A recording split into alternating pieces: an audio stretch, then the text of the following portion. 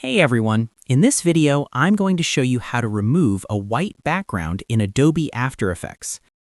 You've probably been searching for a PNG picture with no background, but every image seems to somehow have a white background. Suppose I need to remove the white background from this image. For this, go to the Effects and Presets panel. Here, search for Color Range. Drag it onto the image that has the white background. In the Effect Controls panel, under Preview, click the top eyedropper icon. Now select the white color in your project monitor. This will mostly remove the white color. After that, decrease the minimum LYR value and play with the settings a bit to further reduce any white color that's still remaining. And that's it. That's how you can remove a white background quickly and easily. Following these steps, you can remove not only the white background, but also any solid color from an image.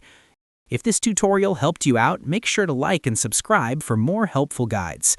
And if you found real value in it, a super thanks would be greatly appreciated. Feel free to reach out if you encounter any issues during the process. If this video helps you out, please leave a like and subscribe.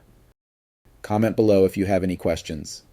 If you need further assistance, consider hiring a professional using the link in this video below.